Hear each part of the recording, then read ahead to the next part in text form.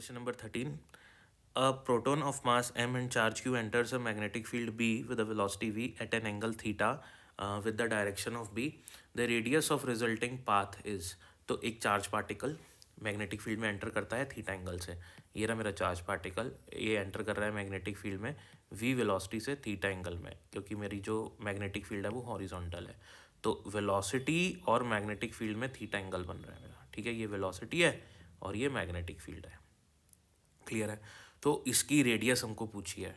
अब हमको ये पता है कि इसने सर्कुलर पाथ ट्रेवल करना है. जो पाथ होगा इसका सर्कुलर होगा और सर्कुलर चलते चलते ये हॉरिजॉन्टल भी चलेगा. तो दोनों को सम कर देंगे, circular plus horizontal, it will become helical. ठीक है.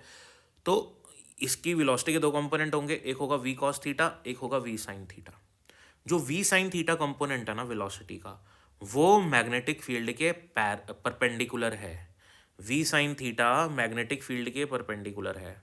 तो यही कंपोनेंट वो है जिसकी वजह से फोर्स लगेगा इस पे. फोर्स क्या होता है?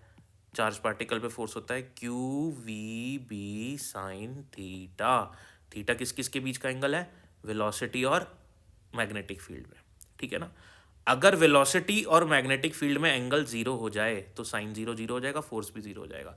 तो एक दो वेलोसिटी है ना इसके पास, एक तो ये वेलोसिटी है, ठीक है, जो मैग्नेटिक फील्ड के साथ में है, मैग्नेटिक फील्ड की डायरेक्शन में है. तो मैग्नेटिक फील्ड भी इस डायरेक्शन में, वेलोसिटी भी इसी डायरेक्शन में. तो ये वाली वेलोसिटी की वजह से फोर्स ही नहीं लगेगा, क्योंकि वेलोसिटी और मैग्नेटिक फील्ड की डायरेक्शन सेम है. लेकिन जो उसकी दूसरी वेलोसिटी है v sin थीटा, उसकी वजह से इस पे फोर्स लगेगा. ठीक है. अब ये कितना है? 90 डिग्री एंगल बन रहा है ये मैग्नेटिक फील्ड से. मैग्नेटिक फील्ड इधर, वेलोसिटी इधर, 90 डिग्री एंगल बन रहा है. तो जो इस पे फोर्स लगेगा वो इस वेलोसिटी के कंपोनेंट की वजह से लगने वाला है, और इसकी वजह से ये सर्कुलर घूमने लगेगा. ठीक है. अब ये वाली वेलोसिटी भी तो है, ये वाली वेलोसिटी भी तो है इसके पास, उसकी वजह से सीधा चलेगा. तो दोनों को ऐड करेंगे तो हीलिकल पाथ आएगा. ऐसे बात आ रही है समझ में? तो सर्कुलर मोशन के लिए रिस्पॉन्सिबल कौन हुआ? ये वाली वेलोसिटी. आई बात समझ में? तो हम लिखेंगे mv square by r is equals to Q V B. ठीक है.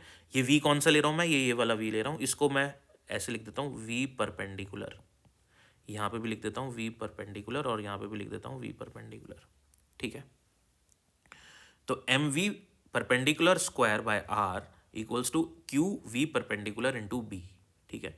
इसकी वैल्यू डालेंगे तो वैल्यू डालने पे क्या हो जाएगा? V square sine square theta, क्योंकि इसकी वैल्यू वी साइन थीटा है. इधर भी वी साइन थीटा आ जाएगा. ठीक है ना. अब वी साइन थीटा यहाँ से कैंसिल हो जाएगा. रेडियस के लिए सॉल्व करेंगे, रेडियस आ जाएगी M V B sine theta on में क्यू बी. Thank you.